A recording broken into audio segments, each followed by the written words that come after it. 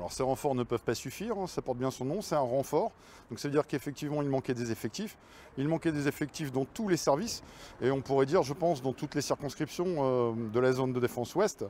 Alors en Normandie, on a eu des heurts un peu partout, des violences urbaines, hein, que ce soit dans le 27, dans le 14, dans le 61, le 50.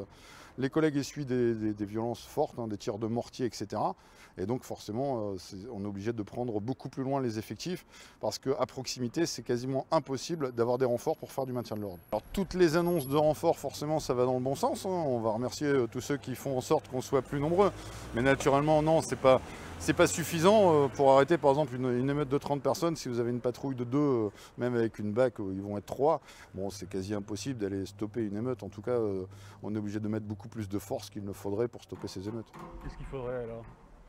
Bah, ce qu'il faudrait déjà peut-être, c'est une réponse pénale forte. Avec une réponse pénale forte, à partir du moment où on ne peut pas, par exemple, toucher un policier, alors on a été surpris, par exemple, du verdict de Viry-Châtillon. Eh bien, c'est un très bon exemple.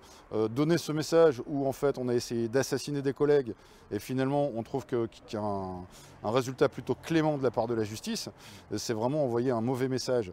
Et qu'est-ce qu'il faudrait faire? C'est avoir des peines fortes. À partir du moment où on ne peut pas toucher un policier, il y aura forcément beaucoup moins de violence et des deux côtés. C'est-à-dire que quand on parle parfois de violences policières qui ont en fait juste la force strictement nécessaire, eh bien on n'aura plus besoin d'utiliser la force. Parce qu'en face, ils sauront très bien que si on touche un policier, on sera forcément condamné à quelque chose. On prendra une peine.